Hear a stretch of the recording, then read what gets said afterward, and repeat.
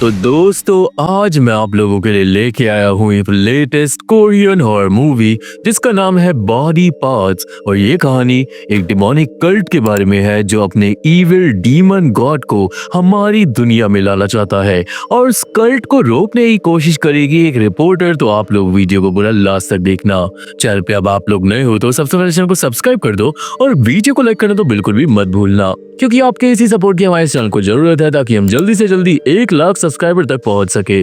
और आप लोग मेरे इंस्टाग्राम को भी जाके अभी के भी फॉलो कर लो, जहां पे मैं सबके रिप्लाई जरूर देता हूं। और अब हम बिना देर करते हुए चलते हैं सीधा बॉडी पार्ट्स मूवी की एक डरावनी डिमोनिक कहानी की तरफ। तो ये कहानी शुरू होती है कोरिया में एक अपार्टमेंट के अंदर कल्ट को दिखाते हुए। वहाँ पे कल्ट वालों के मुंह पे प्रेयर्स को लिखा जा रहा था और यहाँ पे टोटल 6 कल्ट मेंबर्स थे जो कल्ट की लीडर के सामने प्रेयर्स कर रहे थे अपने डिमोनिक भगवान को हमारी दुनिया में बुलाने के लिए।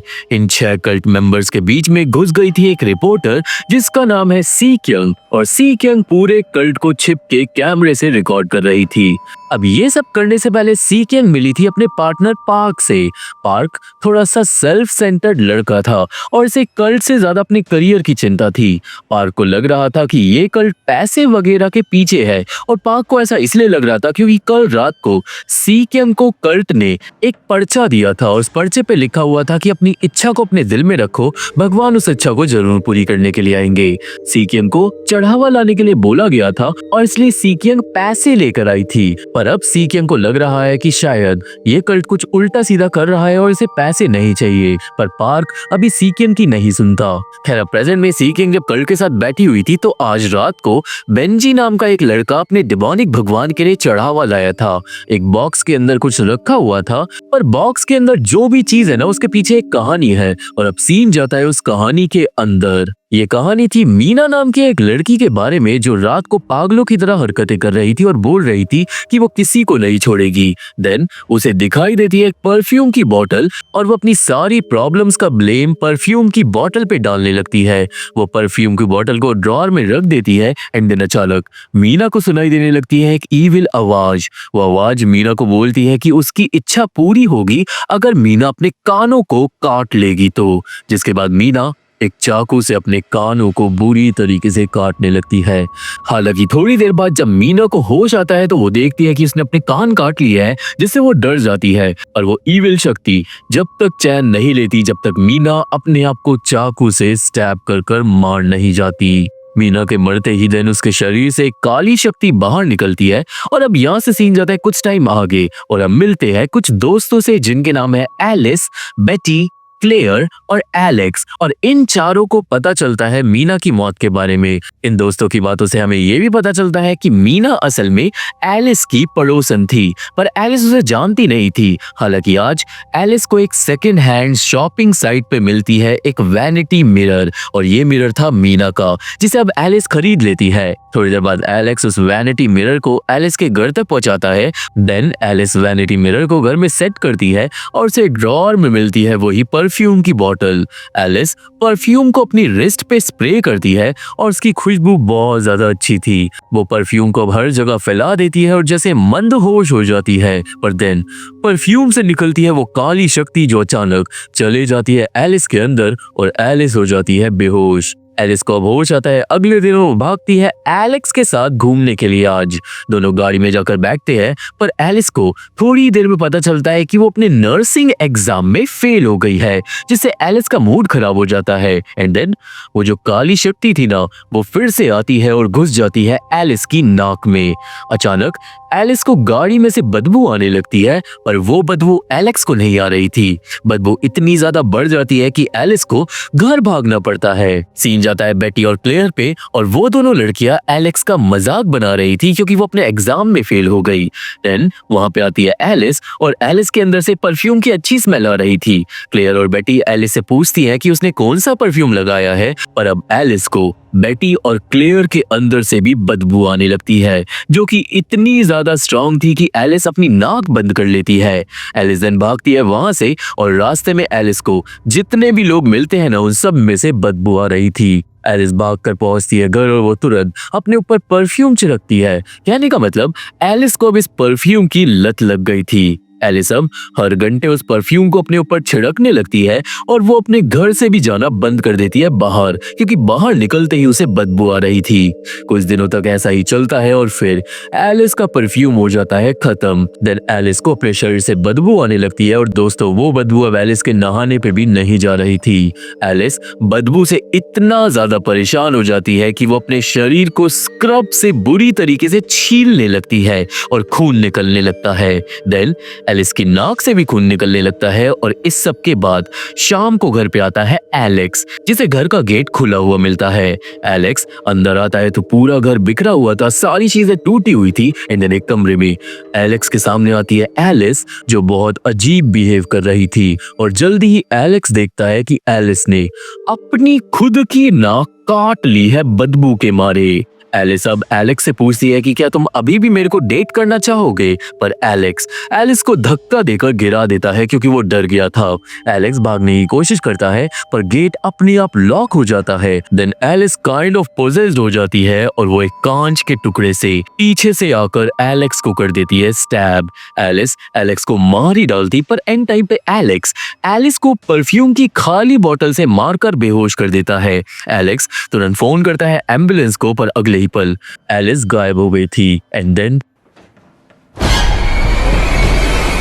वो पोजेस्ड हालत में आती है और एलेक्स की गर्दन में स्टैब कर उसे बुरी तरीके से मार डालती है। दोस्तों अब एलिस को उस ईविल शक्ति ने पूरी तरीके से पोजेस कर लिया था और वो ईविल शक्ति बोलने लगती है कि वो सबका सैक्रिफाइस करेगी। कहने का मतलब शायद ये ईविल शक्ति उसी ईविल भगवान की हो सकती है जिसकी पूजा वो कल्ट वाले कर रहे थे मूवी की शुरुआत में, पर ये चीज क्लियर नहीं है। और मूवी में जितनी भी कहानियां है ना, वो कल्ट वाली कहानी से रिलेटेड नहीं है, पर कैसे ये हमें आगे पता चलेगा। अब सीन वापस आता है प्रेजेंट में और दोस्तों बैंजी के बक्से में एलिस की कटी हुई नाक थी, जिसे वो चुरा कर ले आया था अपने भगवान के लिए, ताकि ये डीमन उसकी इच्छा पूरा कर सके। कल्ट की लीडर नाक को वहां से ले जाती है एंड देन सीक्यंग को पार्क सीक्रेटली अपार्टमेंट के बाहर बुलाता है। सीक्यंग सीढ़ियों पे जाकर पार्क से बातें करती है और पार्क अब चाहता था कि सीक्यंग उस कल्ट की कुछ फोटोज ले, पर तभी मिन्सू नाम का एक आदमी आ जाता है वहां पे। वो सीक्यंग को शक की नजरों से देखने लगता है, पर सीक्यंग बच जाती है। वो चले जाती है वापस अपार्टमेंट में और अब मिन्सू गेट पे ताला लगा देता है ताकि कोई भी बाहर ना जा सके।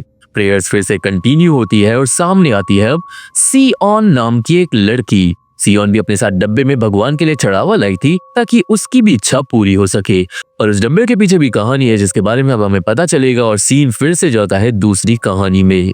अब इस कहानी में मिन्हो नाम के एक लड़के को 4 लोग bully कर रहे थे, जिनके नाम है बॉब, कैल्विन, डेरिक एंड टीना।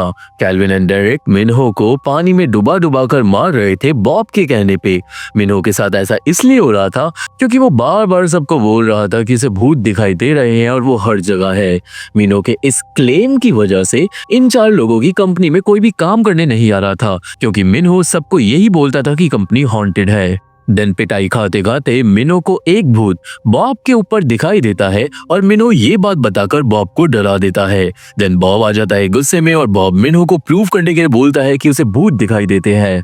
मिनो बताता है कि नॉर्मल इंसान भूतों को नहीं देख सकते, पर मिनो को एक रिचुअल आता है जिसे उन सब की तीसरी आंख खुल जाएगी और वो भी भूतों को देख पाएंगे। मिनो देन घर जाता है विचक्राफ्ट का सामान लेने के लिए और मिनो पे नजर रखने के लिए कैल्विन और डेरिक भी जाते हैं उसके साथ। मिनो के घर पे पहुंचते ही मिनो अपना सारा विचक्राफ्ट वाला सामान इकट्ठा करता है और दोस्तों मिनो की घर की डेकोरेशन से ये साफ लग रहा था कि मिनो बहुत ज्यादा विचक्राफ्ट में इन्वॉल्व है। देन कैल्विन को मिन्हो के विचक्राफ्ट के सामान में मिलती है एक होममेड वाइन जिससे मिन्हो भूतों को बुलाने वाला था, पर कैल्विन सोचता है इस वाइन को पीने की। थोड़ी देर बाद वापस तीनों लोग पहुंचते हैं बिल्डिंग में और अब सारे गुंडे लोग बैठकर अपना खाना पीना स्टार्ट कर देते हैं और बॉब मिन्हो को डांट कर भेज देता है रिचुअल की तैयारी करने के लिए ताकि वो लोग भी भूतों को देख पाए।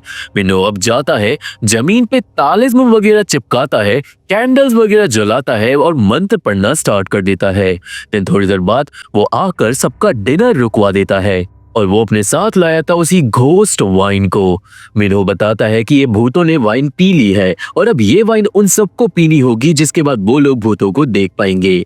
अब दोस्तों कैल्विन तो ऑलरेडी उस वाइन को पीना चाहता था, तो वो बिना देर करे सबके ग्लास में डाल देता है उस वाइन को और तीनों लड़के वाइन पी जाते हैं। पर डीना वाइन नहीं पीती क्योंकि उसे मिनहो पे भरोसा नहीं था और डीना का शक सही भी था क्योंकि अचानक तीनों लड़कों के मुंह से झाग आने लगता है और तीनों ही बुरी तरीके से मारे जाते हैं। मिनहो इविल तरीके से देन हंसकर भाग जाता है और डीना भी अपनी जान बचाकर वहां से निकल जाती है। देन थोड़ी देर बाद तीनों लड़कों को होश आ जाता है, तो शायद वो वाइन इतनी भी जहरीली नहीं थी।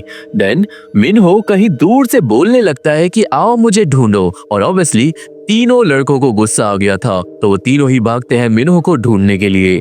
बॉब और कैल्विन जल्दी ही पहुंचते हैं एक जगह पे जहाँ पे हर जगह तालिस्म लगे हुए थे और वो दोनों अलग होकर इधर उधर मिनहो को ढूंढने लगते हैं। और वही डेरिक, उसके पेट में इतना ज्यादा दर्द हो गया था कि वो एग्जिट की तरफ जाने लगता है ताकि वो हॉस्पिटल जा सके। पर सीढ़ियों पे डेरिक को मिलता है एक इविल लड़का जो अजीब तरीके से खड़ा हुआ था।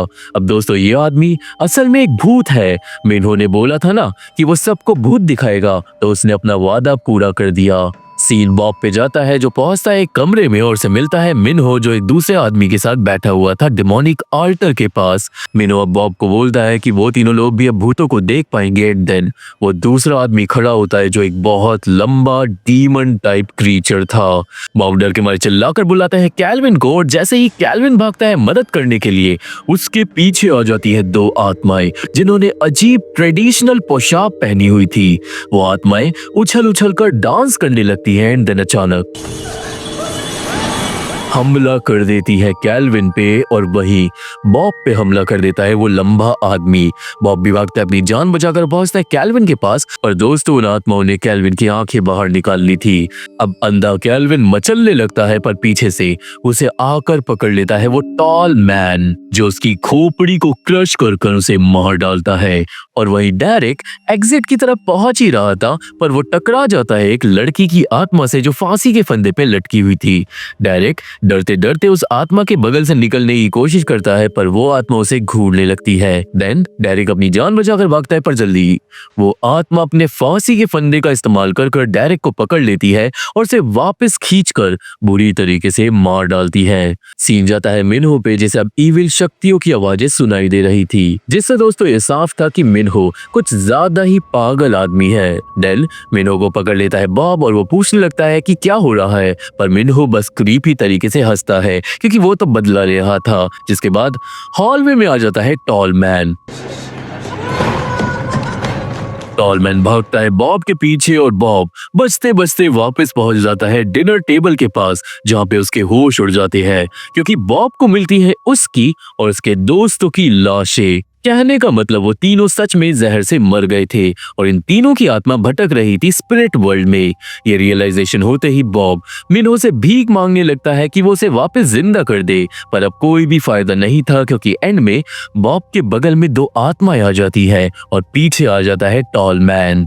टॉल मैन मिनहो को भी क्रश कर उसे मार डालता है और सीन वापस आता है प्रेजेंट में। और दोस्तों सियोन के डब्बे में थी कैल्विन की आंखें जो वो चिरा कर ले आई थी अपनी भेंट चढ़ाने के लिए। उन आंखों वो भी अब कल्ट लीडर अपने साथ ले जाती है और अब सीक्यंग को पार्क सीक्रेटली बोलता है जाके कल्ट लीडर को रिकॉर्ड करने के लिए, पर वो ऐसा नहीं कर सकती थी। एंड देन कल्ट का एक मेंबर जंग देख लेता है सीक्यंग को बात करते हुए पर उसे शक नहीं होता।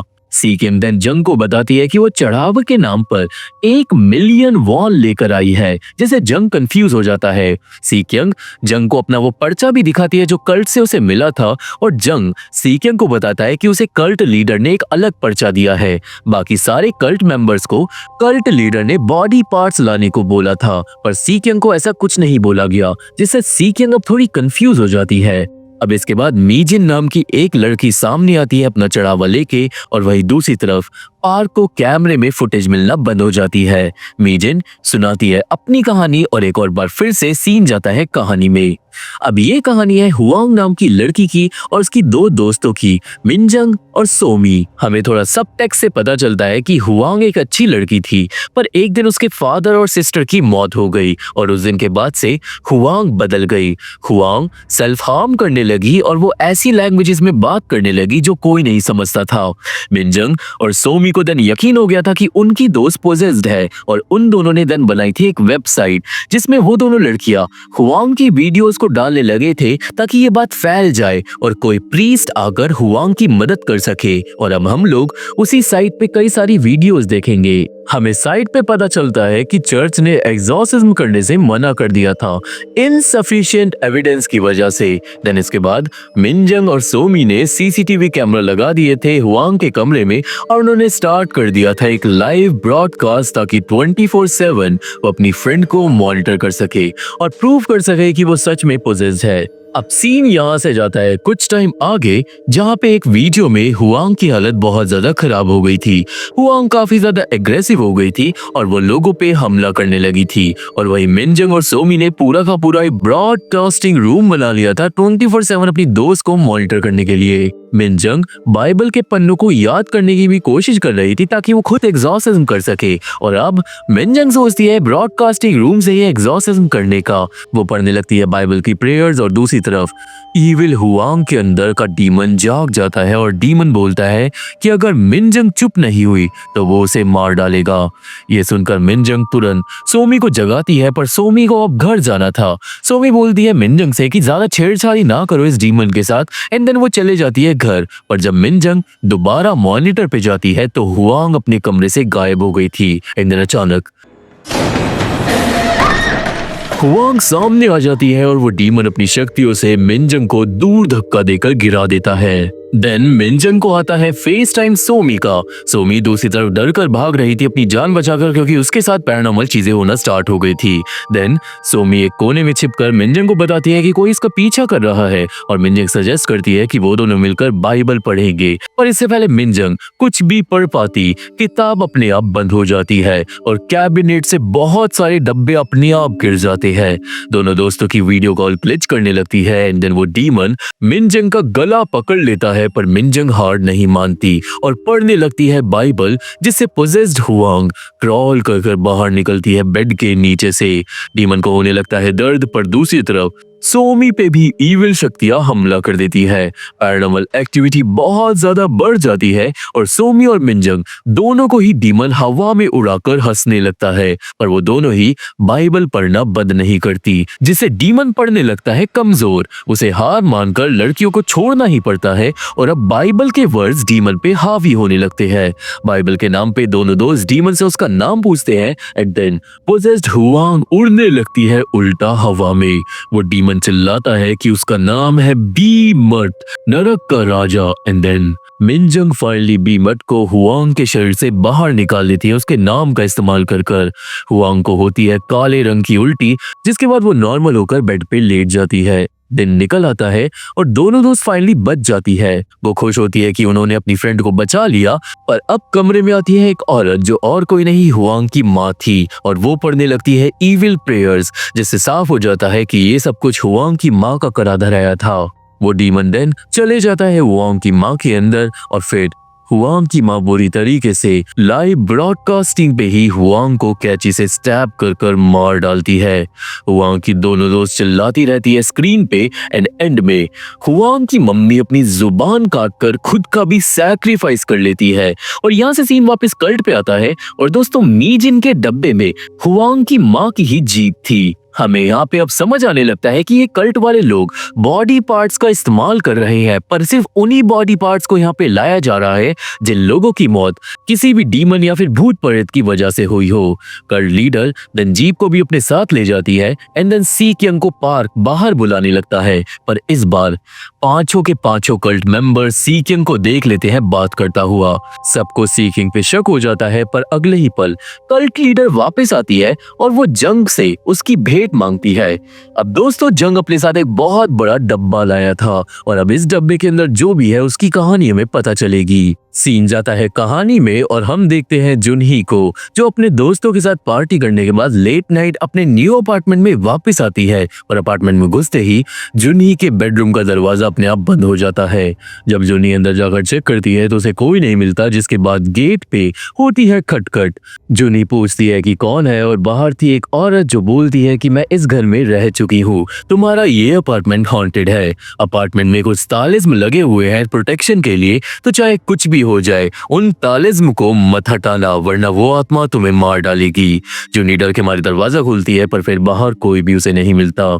एनीवे रात को जुनी की नींद खुलती है क्योंकि ऊपर के फ्लोर से शोर आ रहा था। जुनी ऊपर शिकायत करने जाती है पर ऊपर जो आदमी रहता था वो साफ मना कर देता है कि वो शोर नहीं मचा रहा और वो जुनी को एडवाइस भी देता है घर खाली करने की। देन जुनी जब नीचे जाती है तो एक और पड़ोसन जुन्नी को ही घूर रही थी। वो जुनी को देखते ही मंत्र पढ़ने लगती है जिससे जुनी भागकर घर में घुस जाती है। सीन नेक्स्ट डे की रात को जाता है और आज रात हम लोग जुनी के पास देख पाते हैं एक इविल स्पिरिट को। वो आत्मा जुनी के पास का एक दरवाजा अपने आप बंद कर देती है और लाइट्स भी फ्लिकर होने लगती है, जिससे अब जुनी को यकीन होने लगा था कि शायद उसका घर सच में हॉन्टेड है। देन जब जुनी जाकर सोती है तो उसे होता है स्लीप पैरालिसिस और वो इविल आत्मा अब पहली बार जुनी के ऊपर आकर खड़ी हो जाती है। वो जुनी को साफ साफ दिखाई दे रही थी। द नेक्स्ट डे जुनी मिलती है अपनी एक दोस्त से और वो उसे सारी कहानी सुनाती है और वो दोस्त अपनी ग्रैंड माँ का बताया हुआ एक रिचुअल बताती है जुनी को भूत भगाने के लिए। देन उस रात को जुनी करती है वो रिचुअल। सबसे पहले वो अपने घर के सारे दरवाजे खोल देती है। देन वो मेन दरवाजे पे खड़े होकर पूछती है कि अगर कोई बाहर हो तो, क्योंकि रिचुअल के हिसाब से आत्मा अब घर के बाहर से बात करेगी। और तभी घर के बाहर आ जाती है वही औरत जो बोलने लगती है कि मैं तुम्हारे घर में रह चुकी हूँ, तुम्हारा घर हॉन्टेड है, घर में कुछ तालिस्म लगे हैं जो तुम मत हटाना। अब ऑब्वियसली जुनी चिल्लाती है क्योंकि घर में कोई भी तालिस्म नहीं लगे थे, पर वो औरत अब घर के अंदर जाना चाहती थी। औरत पागलों की तरफ चिल्लाने लगती है और जुनी गुस्से में दरवाजा खोल देती है। वो औरत घुस जाती है घर में और इधर उधर छाना पुनी करने लगती है, जिसके बाद वो रुककर जुनी को बताती है कि कुछ सालों पहले इस घर में पुलिस को बहुत सारी लाशें मिली थी और उन सारी लाशों के सर गायब थे। ये औरत यहाँ पे वापस बस इसलिए आई है ताकि वो जुनी को वार्निंग दे सके। और तभी लाइट चले जाती है और घर में पैरानॉर्मल चीजें होने लगती है और वो औरत चिल्लाते हुए भाग जाती है अपनी जान बचाकर। जुनी उस औरत के पीछे भागती है पर जुनी को रोक लेती है उसकी पड़ोसन और पड़ोसन चिल्लाने लगती है कि उस औरत की बातों पे यकीन मत करना, तुम अभी जाओ और घर में जितने भी तालिस्म लगे हैं उन्हें हटाकर जला दो, वो तालिस्म ही इन सब की जड़ है। बेचारी जुनी तो अब बहुत ज्यादा डर चुकी थी तो वो अब वापस जाकर अपने पूरे घर को इन्वेस्टिगेट करने लगती है और जुनी को सरप्राइजिंगली पूरे घर में बहुत सारे तालिस्म मिलते हैं जिन्हें वो जला देती है। देन जुनी को एक दीवार के अंदर से आने लगती है आवाज और वॉलपेपर हटाने पे जुनी को वहां पे मिलते हैं बहुत सारे तालिस्म। और तभी जुनी के पीछे आ जाती है पड़ोसन, जिससे फाइनली जुनी समझ जाती है कि ये पड़ोसन ही भूत है और पड़ोसन ने जानबूझकर तालिस्म को जलवा दिया। और अब वो इविल आत्मा जुनी को पकड़कर बुरी तरीके से मार डालती है और एंड में जुनी का शरीर उसके सर से अलग हो जाता है। सीन वापस कल्ट पे जाता है और दोस्तों जंग के डब्बे में था जुनही का शरीर, जिसे देखकर सी क्योंग के होश उड़ जाते हैं। अब अपार्टमेंट के बाहर आ जाता है पार्क और वो खिड़की से देख लेता है लाश को, जिससे ऑब्वियसली वो भी डर जाता है। पर तभी कल्ट के जो मेंबर्स थे ना वो पार्क को देख लेते हैं और मच जाता है हंगामा। सारे के सारे कल्ट वाले पार्क को पकड़ने के लिए चले जाते हैं और इतने में सी क्योंग खोलती है आखिरी डब्बा जिसके अंदर एक और कहानी थी और अब हमें वो पता चलेगी। हम देखते हैं कहानी में देहो नाम की एक लड़की को जो सोकर उठता है, अलार्म बंद करने जाता है पर जल्दी ही उसे पता चलता है कि उसकी गर्दन पे बंधी हुई है काफी टाइट वायर और वो जो फंदा था वो दीवार में जा रहा था एक छेद के अंदर। फंदा देहो खींचता है पर दूसरी तरफ से उसकी पड़ोसन चिल्लाने लगती है क्योंकि उसकी पड़ोसन को भी फंदे में बांध दिया था। ऑब्वियसली डर के मारे दोनों खींचातानी करने लगते हैं पर एंड में दोनों एक दूसरे का साथ देने के लिए मान जाते हैं। तभी टीवी पे चल जाता है 3 मिनट का टाइमर। मतलब उन लोगों पे सिर्फ 3 मिनट है जिसके बाद कोई तो मारा जाएगा। देहो अपना फोन लेने की कोशिश करता है इन 3 मिनट में, पर फेल हो जाता है और 3 मिनट पूरा होते ही वायर छोटी हो जाती है। इसके बाद जब देहो दर्द से बाहर निकलता है तो वो देखता है कि दीवार के छेद से खून निकल रहा है, जिससे देहो को लगता है कि शायद उसकी पड़ोसन मारी गई। देन इसके बाद एक और 3 मिनट वाला टाइमर स्टार्ट हो जाता है। देहो समझ जाता है कि वो 3 मिनट में मारा जाएगा अगर उसने कुछ नहीं करा तो, और अब किसी भी तरह उसे इस इविल जंजाल से बाहर निकलना था। देन देहो की नजर पड़ती है ट्यूबलाइट पे और वो बड़ी मुश्किल से बेड पे चढ़कर किसी तरीके से ट्यूबलाइट गिराकर फोड़ देता है। देहो कांच पे भी गिर जाता है और घायल हो जाता है, पर लकीली इससे पहले 3 मिनट पूरे हो पाते देहो एक कांच के टुकड़े को उठा लेता है। एंड देन देहो की पड़ोसन जो जिंदा बच गई थी वो पूरा जोर लगाकर खींचने लगती है तार को। ऑब्वियसली अब अगर देहो ने कुछ नहीं करा तो वो मारा जाएगा, और इसलिए अब वो भी अपनी पड़ोसन को नहीं छोड़ता। दोनों लोग ही वायर को खींचने लगते हैं और एंड में बेचारी पड़ोसन का सर बुरी तरीके से टूट जाता है और वो मारी जाती है। देन देहो उस तार को कांच के टुकड़े से काट कर बच जाता है एंड टाइम पे। पर ये सब किया धरा था किसी इविल शक्ति का, जो अगले ही पल देहो को फिर से वायर से बांध देती है और देहो के आसपास हर जगह वायर्स आ जाती है। मतलब देहो भी मारा जाएगा। और दोस्तों प्रेजेंट में सी क्यंग जब उस डब्बे को देखती है ना, तो उसके अंदर एक शीशी के अंदर देहो का ही खून बॉटल में कैद था। खैर अब दोस्तों पार्क किसी तरीके से कल्ट से बचकर वापस कार में आ जाता है और कल्ट वाले भी वापस आकर अपनी प्रेयर्स कंटिन्यू कर देते हैं, क्योंकि उनका रिचुअल बहुत ज्यादा जरूरी था। देन सी क्यंग पार्क को चुपके से बोलती है पुलिस बुलाने के लिए, क्योंकि ये कल्ट कुछ ज्यादा ही डेंजरस है। पर तभी कल्ट लीडर सी क्यंग को उसका गिफ्ट लाने को बोलती है। सी क्यंग देन पैसे कल्ट लीडर के सामने ले जाकर रख देती है, पर यहाँ पर हमें पता चलता है कि कल्ट लीडर ने जानबूझकर सी क्यंग को गलत परसा दिया था। सबको बॉडी पार्ट्स लाने के लिए बोला था, पर सी क्यंग को पैसे लाने के लिए बोला था, क्योंकि रियल में डीमन को जगाने के लिए टोटल 6 बॉडी पार्ट चाहिए थे। कहने का मतलब कल्ट लीडर को ऑलरेडी शक था कि सी क्यंग कोई रिपोर्टर है और इसलिए उसे बॉडी पार्ट लाने के लिए नहीं बोला था। ये जानकर सी क्यंग बुरी तरीके से डर जाती है और अब कल्ट वाले सी क्यंग को पकड़ लेते हैं, जिसके बाद कल्ट की लीडर आती है और एक कैंची से सी क्यंग के कानों को काट डालती है।